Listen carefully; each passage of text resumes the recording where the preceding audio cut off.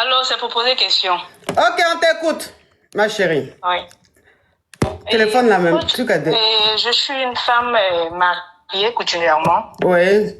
J'ai un enfant et mon mari, lui, il a 2 enfants. Ma chérie, ouvre ton gosier, s'il te plaît. Oui, mon mari, c'est un Waïti.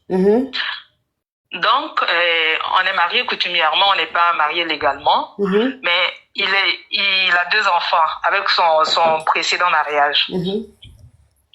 Donc, étant avec lui, et nous, on avait déjà commencé notre relation et que, en allant voir l'autre enfant, il a mis B, la maman de l'enfant. Donc, elle a fait une, oui. Il partait à des anniversaires, l'enfant disait oui, j'aurais envie qu'on parte en vacances et tout ça là. Et dans cette histoire, il y a un deuxième qui est venu. Bon, il s'est excusé, il a dit c'est un accident, j'ai accepté, je suis restée, puisque moi-même j'ai un enfant. C'est une famille récomposée. Oui. Maintenant, le monsieur, à chaque fois, je peux dire que c'est un caviar, c'est un monsieur généreux, on voyage, on fait des voyages partout au monde, il est fructueux. Ça va à ce côté-là. Et côté amour, je sais qu'il m'aime beaucoup. Et mon fils aussi, il fait beaucoup pour mon fils. Mais le problème qui s'oppose est qu'à chaque fois que les enfants viennent chez nous, il a toujours un façon... Attends, ma chérie, hein. Ma chérie, pardonne-moi, hein. La team TikTok, vous voyez comment les vues basculent? La team TikTok, vous voyez comment les vues basculent? Ça veut dire que le live est beaucoup signalé. Ça veut dire que le live est beaucoup signalé. Donc, vous devez tapoter au maximum. Vous devez mettre la team cœur orange. Je veux voir beaucoup de cœur orange pour stabiliser le live. Le live est beaucoup signalé. On enlève les commentaires, s'il vous plaît. Les modos, enlevez les commentaires. Pour le moment, il faut que vous envoyez les cœurs orange. Il faut que vous tapotez pour sécuriser le live. Le live est beaucoup attaqué parce que vous voyez que les vues basculent. Ça monte, ça descend, ça remonte, ça descend. Ça veut dire que Nicole et sa team sont là, ils sont en train de faire leur travail. Hein? Ok. Donc, ma chérie, oui, on t'écoute. Enlevez les commentaires, s'il vous plaît. Donc, du coup, la première, c'est une petite fille. Elle on dit ces trucs. La petite, une fois, c'est arrivé où elle m'a traité de je suis pas sa mère, donc elle dit pas de fête de mère, bonne fête des mères à moi. Je me suis dit c'est un enfant, donc du coup je l'en veux pas. Et après, à chaque fois que les enfants viennent maintenant, puisqu'ils sont de celui qu'il a fait après quand on était déjà ensemble, et j'ai accepté que l'enfant vienne à la maison, il n'y a pas de problème à ce niveau parce qu'il est innocent. L'enfant vient à la maison, l'enfant me traite de sorcière.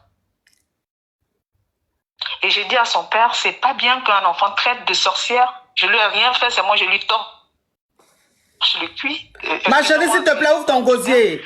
Ma chérie, il faut bien parler dans ton téléphone, s'il te plaît. D'accord. Donc l'enfant vient à la maison, c'est moi je lui torche, quand c'est moi je le douche, c'est moi je m'en occupe en fait, même s'il y a quelqu'un avec nous. Mais un enfant comme ça que tu fais tout pour lui, que tu fais des trucs et puis il te traite de sorcière. Je dis à son père dit oh non, peut-être c'est pour rigoler. Je dis mais on rigole pas avec ces choses-là. Je suis un adulte et mon enfant est plus âgé que tous. Et lui, il va jamais te dire sorcier ou tu n'es pas son père. Il le sait déjà que tu n'es pas son père. Mais chez toi, là, il y a un manque d'éducation ou de je sais pas quoi. Donc, du coup, franchement, à ce niveau-là, je sais pas. Et le deuxième truc qui me fatigue dans cette histoire est qu'à chaque fois que les enfants sont là, il ne fait que leur dire que tout ce que je fais là, c'est l'héritage, c'est votre héritage qui est là. Ce n'est qu'à vous, c'est votre héritage. En fait, quand ils parlent, c'est comme si, bon, je touche du bois, s'il y a quelque chose, demain, il y a que les enfants, il y a que les 2 enfants, quoi. Ils ne parlent pas qu'on est en train de construire une vie, c'est une famille recomposée, on est en train de construire une vie, en fait. Donc, à ce niveau-là, moi, ça m'inquiète un peu. Je ne sais pas quoi faire. J'en ai parlé à une amie. Je me suis dit, moi aussi, je vais essayer de construire ce que moi aussi, j'ai envie de construire à côté. Parce que je sais qu'il m'aime et je l'aime aussi, j'ai pas envie de quitter mon couple. Mais ce côté-là où, à chaque fois, quand il parle à ses enfants, c'est comme si je n'existais pas. Surtout quand il s'agit de parler d'héritage. Mais des enfants en bas âge même, on ne parle pas d'héritage à les enfants, quoi. Ok, c'est quoi ta question, ma chérie? Donc, je voulais votre conseil. Ma chérie, c'est quoi ta question? Ma question est que face à cette histoire-là, comment je dois me comporter? Je dois essayer de moi aussi faire mon truc à côté sans qu'il ne sache, parce que je travaille, moi aussi je travaille. Donc, je ne sais pas. Ok, ok, ton mari et toi, vous avez eu des enfants ou pas? Non, pas encore. Pas encore, ok, d'accord. Vous êtes mariés. Moi, j'ai eu un enfant avant. Oui, ça je l'ai compris. Ça, je l'ai compris, ma chérie. Oui. Vous êtes mariés depuis combien d'années? Ça fait 5 ans qu'on est mariés, mais ça fait 8 ans qu'on est ensemble. D'accord, ok. Donc, ça veut dire que... Coutumièrement, pas légalement. Ok, pas légalement. Vous êtes mariés coutumièrement. Oui. Ok, donc je vais récapituler assez rapidement. Tu es marié coutumièrement, hein, c'est-à-dire juste la dot, pas à un Whitey. Et le Whitey, avant d'être avec toi, il était avec... celle avec qui il était, son ex, là, elle est d'où? C'est une Blackie. Oui, mais elle est d'où? Elle est ivoirienne comme toi? Non, pas du tout, elle n'est pas ivoirienne. Ok, bon, mais c'est une Blackie, quoi. Oui, mais c'est une Blackie. Oui, okay. C'est une Blackie. D'accord. Donc, ça veut dire que l'homme avec qui tu es aujourd'hui, qui t'a marié coutumièrement, il était avec une Blackie avant de te connaître, avec qui il a eu un enfant. Et donc, quand vous vous êtes rencontrés, cet enfant-là avait, je crois, 3, 4 ans ou 5 ans. Et à chaque fois que il y avait l'anniversaire de l'enfant ou il y avait quelque chose qui concernait l'enfant réclamait son père. Ce qui faisait que ton mari partait à l'anniversaire de son fils, il allait voir son fils et tout. Et pour toi, il allait juste pour son fils. Et quelques mois plus tard, tu apprends que la maman de son fils est enceinte. Et enceinte de qui? Enceinte de ton mari. Ce qui veut dire que quand ton mari partait voir son enfant, il graissait avec son ex. Et donc, comme ton mari est fructueux et il t'a demandé pardon, il s'est excusé et tout, tu as fini par lui pardonner parce que toi-même, tu as eu un enfant avant de le rencontrer. C'est-à-dire, c'est une famille recomposée. Donc, l'enfant qu'il a eu avant de te rencontrer vient à la maison. L'enfant qu'il a eu pendant qu'il était avec toi, pendant qu'il est avec toi, aussi, tu le laisses venir à la maison. Tu t'es dit, ce sont les enfants, ils sont innocents, ils n'ont rien à voir dans cette affaire-là. Maintenant, le problème qui te dérange, c'est que quand les enfants de ton mari viennent à la maison, à chaque fois, ton mari dit à ses enfants, vous voyez tout ce que j'obtiens là, tous mes biens que j'ai là, c'est pour vous. C'est vous les héritiers. Donc, à chaque fois, il leur répète ça. Et toi, ça te dérange que ton mari dise ça à ses enfants à chaque fois. C'est comme si tout ce qu'il a aujourd'hui, c'est que pour ses enfants, c'est pas pour toi aussi. C'est comme s'il te mettait à l'écart. Oui, coach. Ok. Donc, ta question, c'est qu'est-ce que tu dois faire? Qu'est-ce que je dois faire, oui. Ok.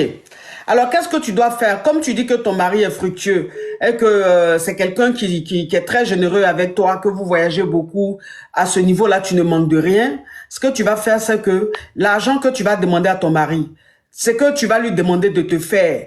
Il faut économiser, il faut réaliser tes biens. C'est-à-dire, il faut acheter tes biens, il faut acheter tes choses à côté. Voilà. Parce que de la façon il est en train de se comporter là, ça s'annonce déjà. Ça veut dire que tout ce qu'il a là, demain si quelque chose lui arrive, c'est ses enfants qui vont tout prendre. Et puis, si vous êtes en France ici, la dot n'est pas reconnue en France. Donc ça veut dire que les biens qu'il a, tu n'es pas bénéficiaire, à moins qu'ils mettent ton nom dessus.